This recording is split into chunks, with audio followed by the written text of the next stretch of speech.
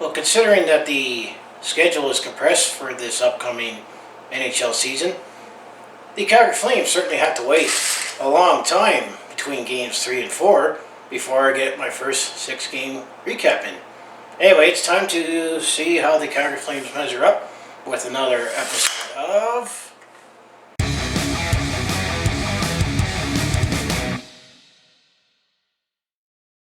Hi there, it's Brett Hornby here. Welcome back to my YouTube channel, and welcome back to another episode of my Calgary Flames in 6. This is my 3rd season I'm doing it, and episode 2. Whereas if you're new here, welcome. What I do is I recap how the Calgary Flames did in the past 6 games. And for the case of the 2020-21 season, this will be the first 6 games of the season in the special COVID edition North Division, or also known as the All-Canadian Division. And that's it, despite the fact that the league was trying to compress the schedule to get as many games in. I did have to cleverly say we did wait a long time between games 3 and 4. And I'm not too sure how the Calgary Flames are measuring up at this point of the season in the All-Canadian Division, or the Scotiabank North Division. So let's bring up my notes and let's recap how the first 6 games happened for the Calgary Flames. And then after I recap the 6 games, I'll take a look ahead at the next 6 games on the schedule. It's all Canadian, and whoever at least gets to the Stanley Cup semifinal or the 3rd round, that will be the first time that a Canadian-based team will not see a Canadian-based team. So anyway, let's take a look at the first 6 games of the Calgary Flames for the 2020-21 season. Dating back for Game 1, this happened on Thursday, January the 14th. The Calgary Flames were on the road as they were taking on the Winnipeg Jets. And this was at the Bell MTS Place. It was a 6 p.m. puck drop, and all the times I give is Mountain Time. Interesting that the Calgary Flames start off this season against the Winnipeg Jets. Why is that? Well, it's the first time that they were playing each other since the play-in series that the Calgary Flames won in 5 games, or in 4 games in the best of 5s, I meant to say. And just like the play-in series, the Calgary Flames definitely started off strong, and it looked just like that. Going back to the play-in series where we dominated and out-physicaled the Winnipeg Jets.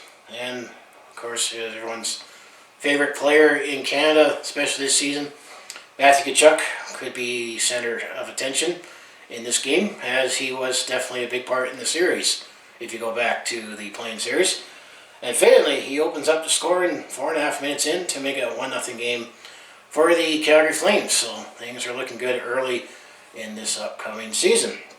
Calgary also came close to making a 2-0 play. I believe there was either a post or a puck was cleared at the last minute. However, on that play, it was Patrick Lunny who comes and ties it up for the Calgary Flames, or the Winnipeg Jets, I meant to say, 3 minutes later. So we have a 1-1 game at this point. And then past the midway mark for the Calgary Flames go on their first power play, and it was Johnny Gaudreau. And this is definitely one player that's going to get a lot of attention here in Calgary, as how is he going to rebound after having a slower season last season. So he scores at the 11.5 minute mark to make it a 2-1 game for the Calgary Flames. So things are still looking good early for the Calgary Flames. And then Elias Lindholm, 5 minutes later, makes it 3-1 game, and Calgary late in the first period. So Calgary had a 3-1 lead after the first period in Winnipeg. So things are still looking good. However, in the second period, early, Winnipeg answers back as Mark Scheifele gets a goal to make it a 3-2 game. So Winnipeg, I would say, after Calgary dominated in the first period, Winnipeg definitely came back strong in the second period as the better team, as Calgary got into some penalty trouble past the 13-minute mark. And the Winnipeg Jets definitely made us pay, as they had a 5-on-3 advantage. And it was Kyle Connor for the Winnipeg Jets on the power play ties it up to make it a 3-3 game. So he had Mark Scheifele scoring early in the second period, and then Kyle Connor. So just like that, past the 15-minute mark, it is now a 3-3 game. Winnipeg continued their strong play, but the game remained 3-3 after the second period. So we had a 3-3 game going into the third period. And then there was some rough stuff I should highlight late in the second period, as Patrick Lunny and Matthew Tkachuk definitely took some roughing penalties after Noah Hanifin cross-checked Kyle Connor. So Noah Hanifin cross-checked Kyle Connor first. That was the initial penalty, but then Matthew Tkachuk and Patrick Laine also decided to say, hey, let's get reacquainted. From that play-in series, shall we say. So it was 3-3 going into the third period. Third period, things did settle down after all that rough stuff in the end of the second period. There was actually no scoring to report. So for the first time this season already, I'm going to say this one needs overtime. And I felt after the first period that the Calgary Flames started out strong, and then the Winnipeg Jets pushed back in the second period. And I would say the third period, Winnipeg did slightly have the edge in play. Well, there was no wasting time in overtime as Patrick Laine scores his second of the game at the 118-minute mark of the overtime. So ultimately, Winnipeg takes the first game of the season, gets some small payback against the Calgary Flames for eliminating them in the play-in series Stanley Cup qualifier with a 4-3 win. Winnipeg also outshot Calgary overall this game 34-26, including 2-0 in overtime. That's why I said Winnipeg definitely wasted no time in overtime. So who led the way for the Calgary Flames? I usually like to highlight who had multi-point games for both sides. Well, it was Elias Lindholm who led the way for the Calgary Flames, who had a goal and assist. Winnipeg definitely was led by Patrick Laine, who had 2 goals and an assist, as well as Kyle Connor, who also had a 3-point game by reciprocating it. He had a goal and 2 assists. This was also the first game that Jacob Markstrom made his debut as the Calgary Flames. I say he looked pretty good despite all the goals that were allowed in this game, as he made 30 saves for Calgary, while Connor Hellebuyck, last season's Vezina Trophy winner, he made 23 saves for Winnipeg. Keep in mind, this is going to be the first of 9 matchups that the Calgary Flames and Winnipeg Jets will be playing each other. So there's going to be some more fun to be had later in the season in this All-Canadian division. Also, the other thing we'll note here is that Patrick Laine, this happened to be his last game that he played as a Winnipeg Jet, as he was on the injury list.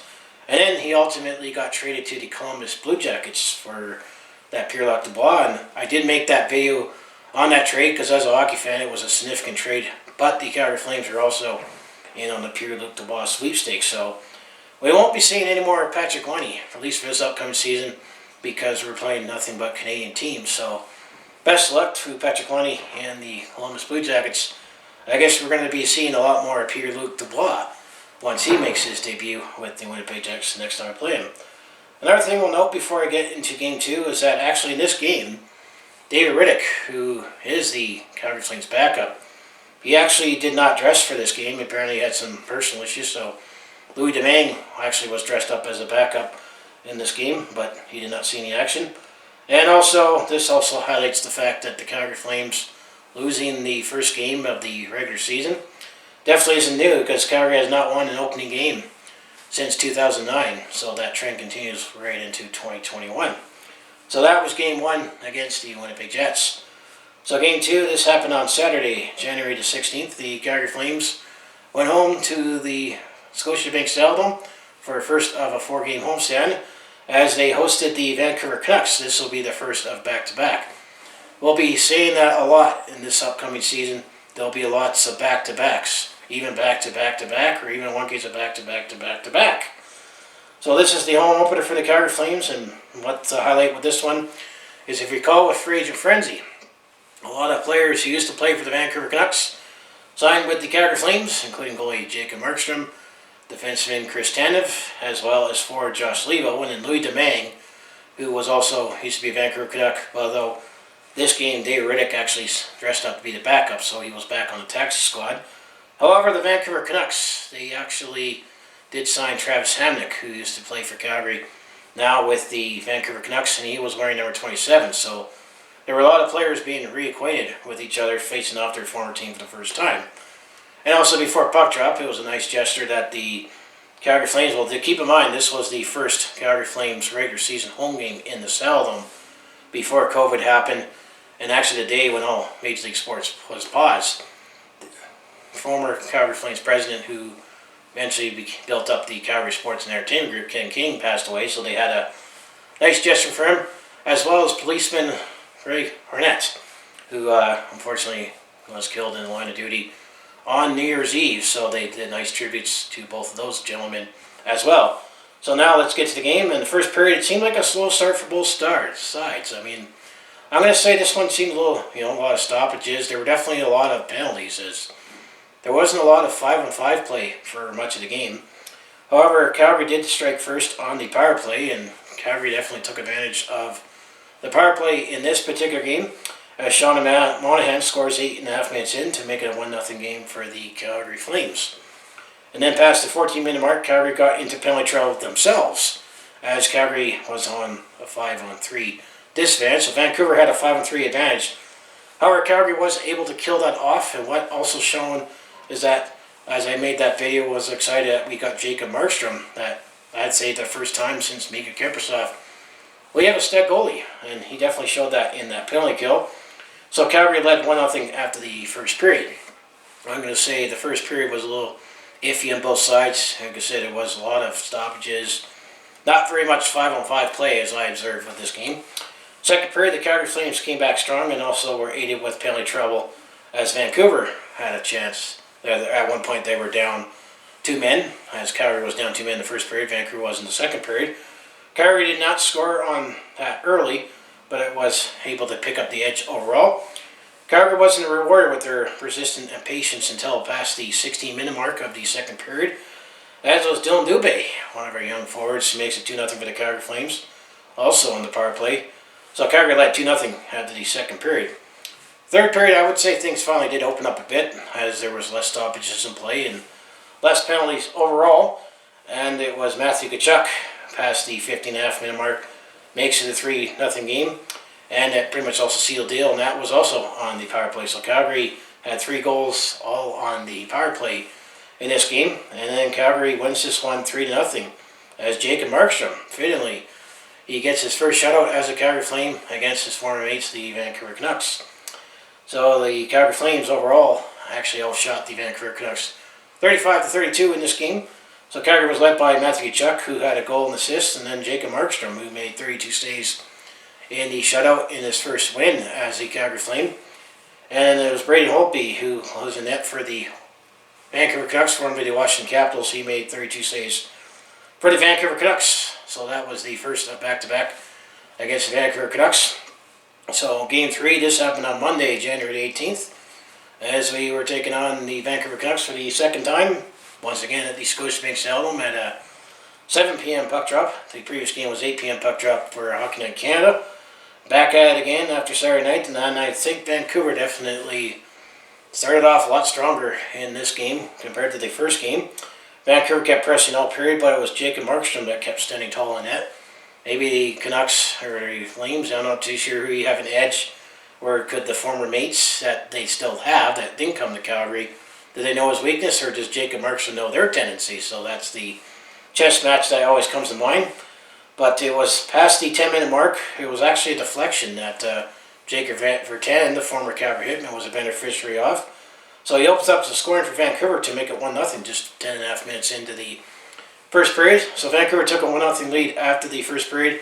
Should also note that Vancouver did also play a lot stronger, as they outshot the Calgary Flames 16-4 in the first period. That's definitely one thing that has been a theme on how I say the Calgary Flames have played, is that they don't play a full game, but when they look good, they look good.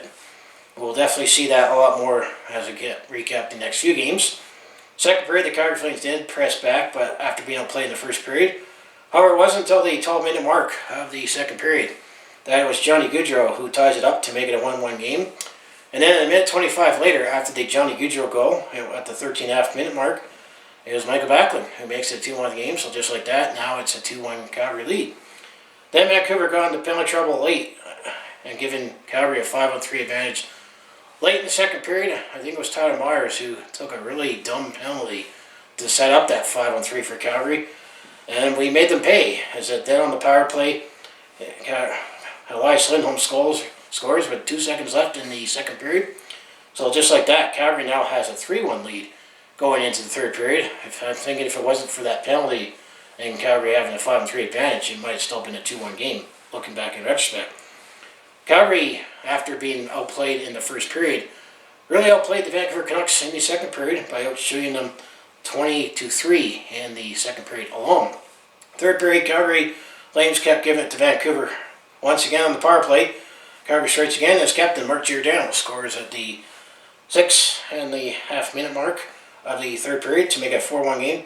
Vancouver took another penalty near the 12.5 minute mark, but Vancouver actually scored. Tyler Myers, who actually scored to shorthanded at 13:15 of the third period to cut that down to a 4-2 game for the Calgary Flames.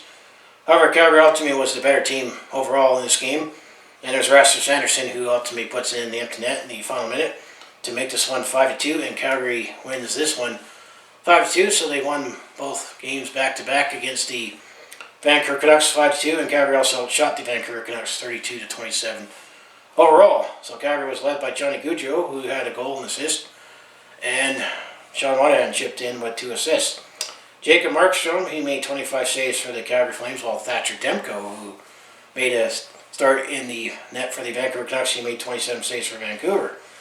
We still got 8 more times that we get to play the Vancouver Canucks, as the Vancouver Canucks and the Edmonton Oilers are the 2 teams that the Calgary Flames will play 10 times instead of 9 in this special North All-Canadian division.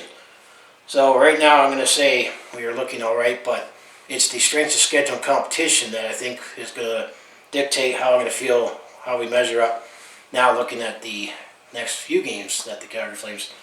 So game 4, this happened on Sunday, January the 24th, as now the Calgary Flames have a back-to-back against the Toronto Maple Leafs.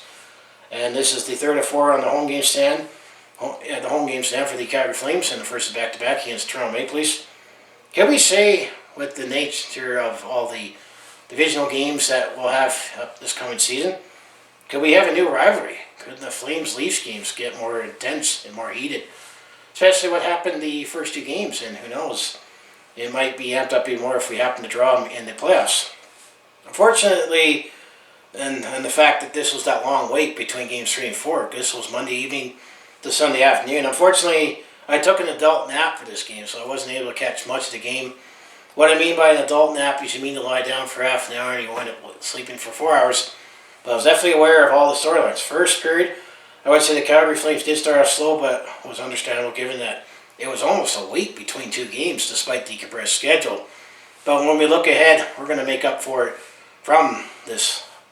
So anyway, let's go back. That we should also add in that Dylan Dubé, who actually got hurt in the second game against the Vancouver Canucks, was not in the lineup. And actually for the second half of recapping the games, the Calgary Flames have been without Dylan Dubé, so hopefully we'll get him back soon. Maybe we're missing him, as we'll soon find out.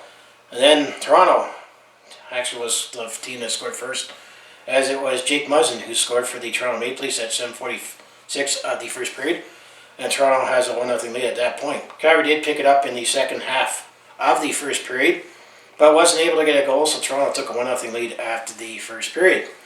Second period was a little more of the same, as both teams seemed to play close to the chest. So, I mean, this was a very close matchup, I would say, for a Sunday afternoon game. Calgary was able to tie it up just before the 13-minute mark of the second period, as Sean Monahan again scores to make it a 1-1 game. However, very late in the second period, Toronto on the power play, thanks to a Nikita Nesterov penalty, got a goal by Wayne Simmons to make it a 2-1 lead for the Toronto Maple Leafs. And now the Toronto Maple Leafs have a 2-1 lead after the second period. So there's definitely been some costly penalties throughout this recap. But you might see a lot more of that with this tight all-Canadian division. So now, third period, just past the 2.5 minute mark, it was Austin Matthews. Now, Austin Matthews can now say he scored a goal against every team in the NHL, and the Calgary Flames happen to be the last team that he scored against. So Austin Matthews' goal makes it a 3-1 game for the Toronto Maple Leafs early in the second period. However, Calgary was able to answer back just under 4 minutes later. So Matthew Tkachuk scores on the power play of our own, so now we made it a 3-2 game for the Toronto Maple Leafs. Calgary did keep pressing, looking for the tying goal, but no avail. So ultimately, the Toronto Maple Leafs takes this one 3-2 on a very closely played game. Calgary had a slight edge in shots in 33-32. One controversy you could say that happened. This happened late in the third period, as it looked like there was, a crowd in front of the net. Of course, Matthew Tkachuk was there looking for the puck. Some say that maybe he fell on goaltender Jack Campbell for the Toronto Maple Leafs, although there was some also debate that Jack Campbell also had an injury on his leg, beyond knee, before that incident itself, because after this game, Jack Campbell was put on the injured reserve for the Toronto Maple Leafs. Is going to be out for a couple of weeks.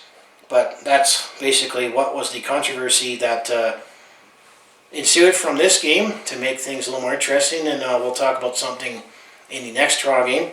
So it was 3-2 Toronto after all this that they won. No one on the Calgary Flames had a multi-point game to highlight. However, on the Toronto side of the puck, Toronto was led by Morgan Rielly, who had 3 assists. And Mitch Marner also chipped in with 2 assists, so their key players are also chipping in. Mitch Marner, Austin Matthews, Morgan Rielly, as well as Mitch Marner. So when it comes to the goaltending, well, it was Jacob Markstrom, who made 29 saves for the Calgary Flames. Well, it was Jack Campbell, who made 31 saves for the Toronto Maple Leafs. And also, let's note that this is the first time that the Calgary Flames were facing TJ Brodie, as TJ Brodie signed with the Toronto Maple Leafs during free agent frenzy.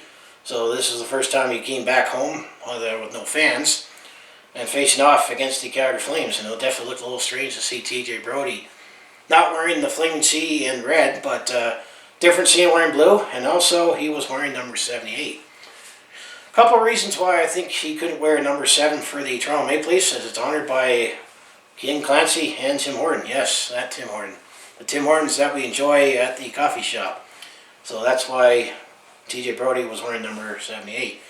So that was game 4. So game 5, once again, we were playing the Toronto Maple Leafs. This happened on Tuesday, January the 26th. At the Scotiabank Saddle, 7 p.m. puck drop. And this was to wrap up the 4-game homestand for the Calgary Flames, as well as the back-to-back against the Toronto Maple Leafs.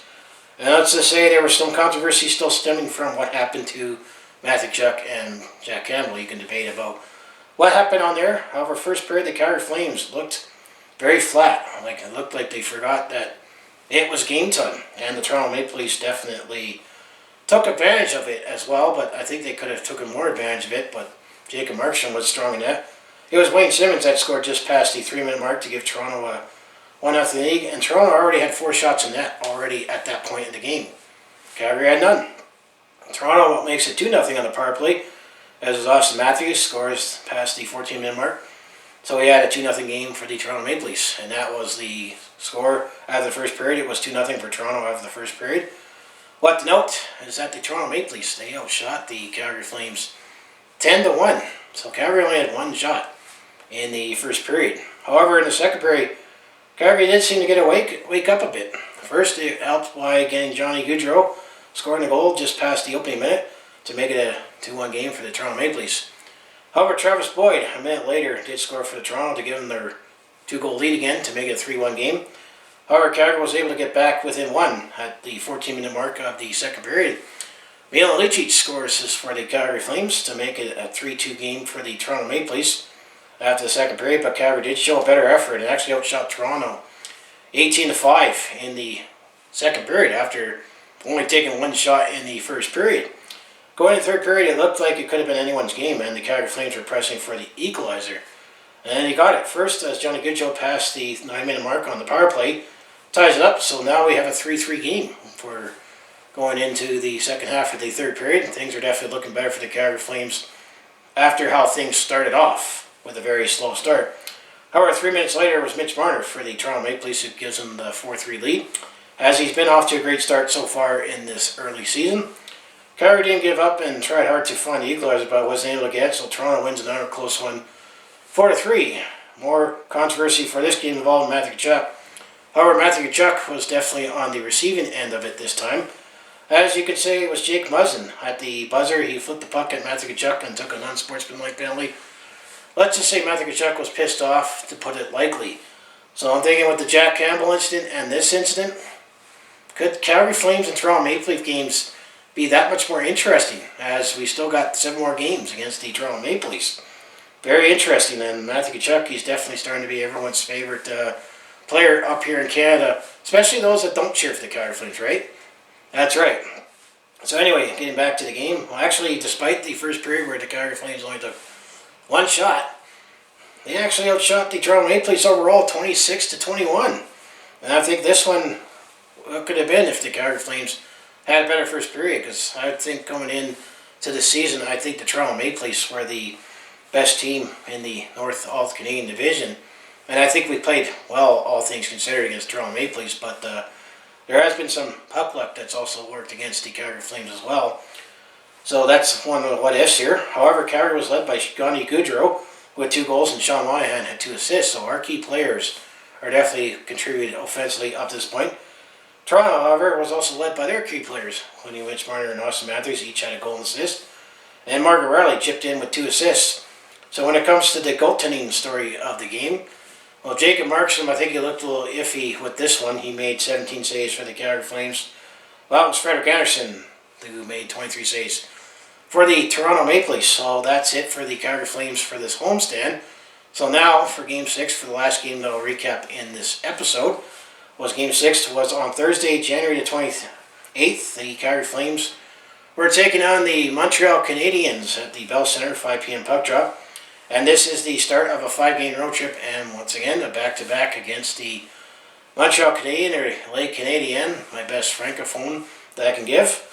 And I would say for this one, it was sort of frustrating, as I would say the Calgary Flames didn't really play terrible. But Montreal definitely did take advantage of some Calgary penalties and got some puck luck that's worked against Calgary for most part, especially the last few games. Montreal opens up the scoring just past the 10-minute mark as it's Brendan Gallagher on the power play who scores to make it 1-0 for the Montreal Canadiens. And then Montreal adds to that lead as defenseman Shea Weber on the power play as well. So Montreal got 2 power play goals in the first period as Shea Weber makes it a 2-0 game. So it was 2-0 for the Montreal Canadiens after the first period. So that period, I would say the Montreal Canadiens were outplaying the Calgary Flames, were able to add to their lead just much more. Montreal made it a 3-0 lead as Josh Anderson, one of the big acquisitions that they made in the offseason from the Columbus Blue Jackets, scores just before the 8.5-minute mark. And then you could say this is a dagger that probably really killed the Calgary Flames, is that Tyler Foley, who's definitely been a nice pickup for the Montreal Canadiens in freeze and frenzy, he scored shorthanded in the last minute of the second period. There was, make it 4-0 for the Montreal Canadiens. So I'm going to think if it was that shorthanded goal late, that definitely sent the dagger. So now Calgary was down 4-0 going into the third period. And in the third period, I would say the Calgary Flames were pressing back to make a game of it, thinking it's unlikely you're going to score 5 against Carey Price in one period, as that's who they were facing. Just past the 10-minute mark, well, you would have a fight. Guess who was in this fight for the Calgary Flames? Yes, Samantha Tkachuk and Ben Sherratt for the Montreal Canadiens to potentially maybe set a tone for Saturday night on Hockey Night Canada when these two teams will face each other once again. Well, I was looking like the Calgary Flames are going to be shut out in this one, because when you have Carey Price in that, going into the final minutes of the game, you have to concede defeat. However, they actually got a couple of quick goals, I would say too little too late, in the final minute of the third period. First, it was Milan Lucic who scores past the 18.5-minute mark, and then Rasmus Anderson a minute later. So just like that, it was now 4-2 for the Calgary Flames. Unfortunately, that was with 23 seconds left to go in the third period in the game. So ultimately, the Montreal Canadiens, they won this one 4-2 to keep their strong start going. And they're also looking like they're one of the top teams in the North All-Canadian division. Calgary did actually wind up outshooting the Montreal Canadiens 25-21 in this one. And obviously, given that we didn't get any goals until the last minute and a half of the third period, there was no one that really stood out in my mind offensively that I can highlight. However, Montreal, they were led by Jesper Kotkaniemi and Jonathan Drouin, who each had 2 assists. And actually it was David Rittich who made his first start for the Calgary Flames this season. He was net who made 17 saves for the Calgary Flames, while it was Carey Price who made 23 saves for the Montreal Canadiens. So how things look for the Calgary Flames after their first 6 games in the 2020-21 season, I would say there is some little concern, because right now we're 2-3-1 for 5 points overall, and we were 6th in the North All-Canadian division, which is 7 teams in the division. So if you look at the standings before we look ahead and some team stats, well, it's kind of a couple ways how to slice it. Keep in mind that we're playing each team at least 9 times and 10 times when it comes to the Edmonton Oilers and the Vancouver Canucks. Where right now, if you look at the Scotia North All-Canadian division, the Toronto Maple Leafs are in first place in the division, as after 9 games. They are 7-2 and they have 14 points with a plus 5 goal differential. And I did think the Toronto Maple Leafs were looking like to be one of the top teams in the North Division coming in. However, the Montreal Canadiens, after 7 games, They're 5-0-2, so they have not lost in regulation yet, and they are second in the division with 12 points and a plus 13 goal differential. And now the Winnipeg Jets, they are third in the division. After 7 games, they are 5-2 with 10 points and they're a plus 7 goal differential. They're right now where the playoffs line is, but everyone's played an uneven number of games, is the Vancouver Canucks. However, the Vancouver Canucks have played 10 games, and they are 5-5 with 10 points and an even goal differential. And then below the line, well, you got the Edmonton Oilers. After 9 games, they are 3-6 for 6 points. However, the minus 7 goal differential. And then the Calgary Flames, after 6 games, as I mentioned, we are 2-3-1 for 5 points and a plus 1 goal differential. Then in last place, which many hockey pundits predict where they would finish in the All Canadian division, is the Ottawa Senators. After 8 games, they're 1-6-1 for 3 points, but with a minus 19 goal differential. However, it seems to be a little more concerning if you're an Ottawa fan, because some were thinking that despite all the young players that the Ottawa Senators have, I think the Ottawa Senators were also looking to make some progress, and right now it looks a little iffy. So right now, if I would say, looking at the division right now, I still think Ottawa won't likely make the playoffs as they're rebuilding. I still think the Vancouver Canucks, despite being 5-5, but they played more games than everyone else, I think they're going to be struggling to make the playoffs. And then Edmonton, they're having their issues right now, but the fact that right now they're relying all on Mikko Koskinen in net because Mike Smith is on the long-term injury reserve, they're definitely going to be paying the price if maybe potentially down the road. Of course, Edmonton, they still have they're very, very top-heavy with their offense, but their defense seems to be iffy. And then they're looking at the Winnipeg Jets. Well, it'll be interesting to see how they do after making that big trade with the Columbus Blue Jackets. So I think right now, I would say Toronto and Montreal look like they're the class of the North Division right now. I would give the edge to the Winnipeg Jets to be in the top 3, so that leaves the Alberta teams. And both Calgary and Edmonton right now, I'd say, have their unique issues. I think for the Calgary Flames right now, it's just a matter of finding consistency and maybe tightening up on the power play and just try to get some better puck luck, because some of the goals that Jacob Markstrom has allowed, unfortunately, came off of his own players. I don't know, maybe the puck is thinking maybe the puck needs to realize that he's playing for the good guys now, not with the Vancouver Canucks. I don't know. But that's how I feel about the Calgary Flames right now. And I'm going to say, we played Toronto and Montreal 3 out of 6 times, and we really looked good against the Vancouver Canucks. So, it's still early, but keep in mind that we have only 56 games instead of 82 games. But we'll see how things will look in the next episode. So let's just go over some quick, stats, and then we'll look at the next 6 games for the Calgary Flames, and we'll see what my mood's going to be in the next episode after we got 12 games in instead of 6. So right now, obviously, Johnny Gaudreau, he leads the Flames with 4 goals right now and 8 points in total, and we've only played 6 games. So I'm going to say right now, I would say Johnny Gaudreau is quieting his critics, but ultimately it's how he does in the playoffs. Same with Sean Monahan. He leads the team with 5 assists and he has 7 points overall.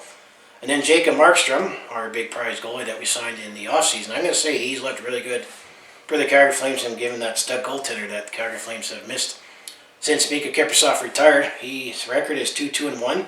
He has a .262 goals against average and a .911 save percentage with that one shutout he had against the Vancouver Canucks.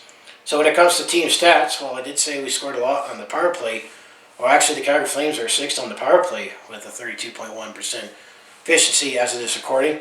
However, the penalty kill might need some work, as they are 19th in the league, killing at 76.2%. And they happen to be 10th in shots per game, shots for and shots against per game at 28 each. So our shot totals have been fairly close. When you look at most of the games, it's just, we've been inconsistent on what period to be taking shots. And then we were 22nd in face-off win percentage with 48.5. So now the last part of this video is we'll take a look ahead to the next 6 games, which will encompass episode 3 in my Calgary Flames in 6. So game 7 will be on Saturday, January the 3rd. I keep saying June and July. I'm already thinking of summer already. I guess it has been a long winter, but Game 7 on Saturday, January the 30th, as I meant to say. The Calgary Flames will be taking on the Montreal Canadiens in Montreal again. 5 p.m. puck drop at the Bell Centre at Hockey Night in Canada. And then on Monday, February the 1st for Game 8, the Calgary Flames will be taking on the Winnipeg Jets at the Bell MTS Centre. 6 p.m. puck drop, and that will be the second time the Calgary Flames will be playing the Winnipeg Jets. Could we be seeing Pierre-Luc Dubois by then, after the quarantine, and making his debut with the Winnipeg Jets by then? We'll see. And then Game 9 on Tuesday, February the 2nd. Guess who the Calgary Flames play? Yes, they play the Winnipeg Jets yet again, so on back-to-back nights. So they do it on February 1st and February 2nd. 6 p.m. puck drop at the Bell MTS Centre. And then Game 10 on Thursday, February 4th. Guess who the Calgary Flames play? If you say the Winnipeg Jets, you are correct, as the Calgary Flames have a 3-game series against the Winnipeg Jets. So we're going to see a lot of Winnipeg Jets in the next episode. So Thursday, February 4th, 6 p.m. puck drop at the Bell MTS Centre, and that would wrap up the 5-game road trip, I should say, for the Calgary Flames. And then Game 11 on Saturday, February the 6th. If you guessed the Calgary Flames would be playing the Winnipeg Jets, you actually would be incorrect. As on Saturday, February 6th, the Calgary Flames return home to the Scotiabank Saddledome. They will be taking on the arch nemesis, the Edmonton Oilers, for the first time in this season. And keep in mind, we're going to play the Edmonton Oilers 10 times. And that'll be an 8 p.m. puck drop on Hockey Night in Canada. And I believe that would be the first game the Calgary Flames will be wearing Blasty with their reverse retro, if you look at my jersey schedule.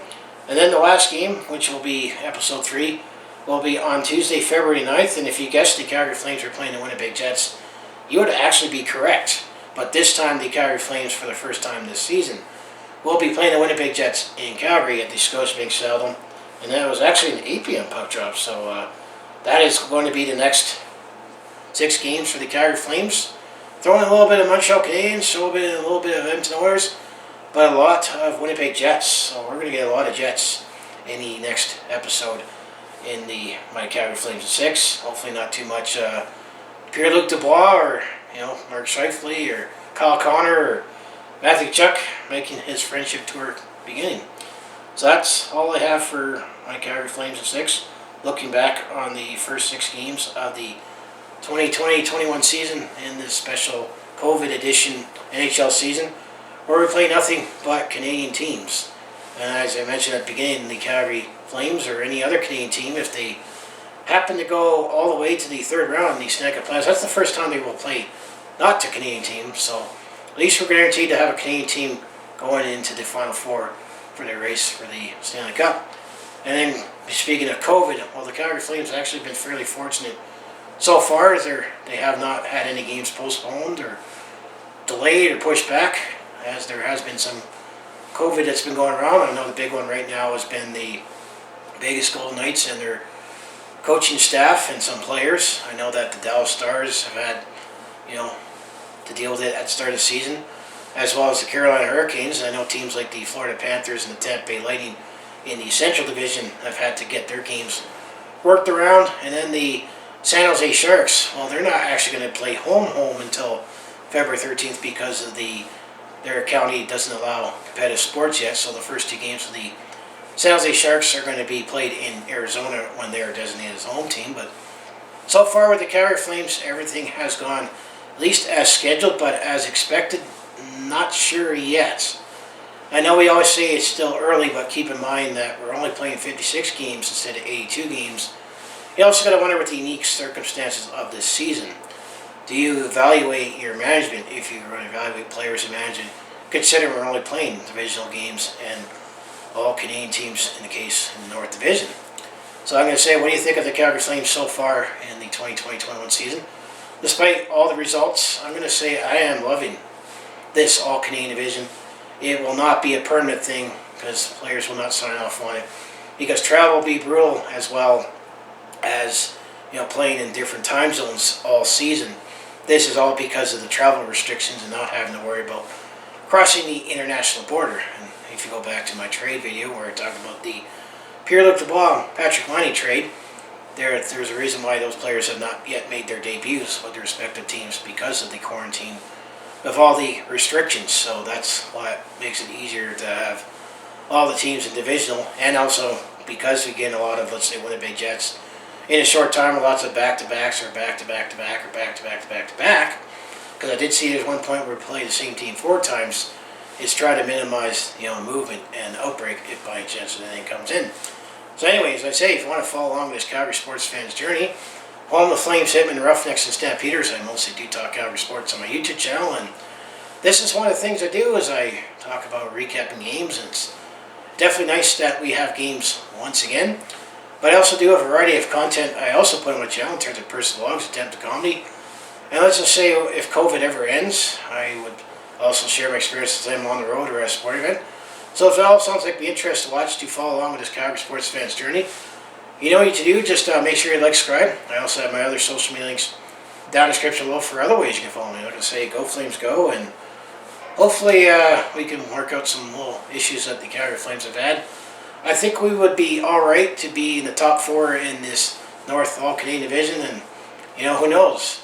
Could the Calgary Flames and Toronto Maple Leafs? We never thought that could have been a rivalry. And I also made a video of me as a Calgary Flames fan ranking my anticipation of matchups between all Canadian teams. And of course, you always anticipate Vancouver and Edmonton, but could anything else could happen? We've already had some extracurriculars that's happened against the Toronto Maple Leafs, and we know our good boy Matthew Tkachuk. His role is to score goals and be a pest and get underneath everyone's skin, and he's doing a great job of that.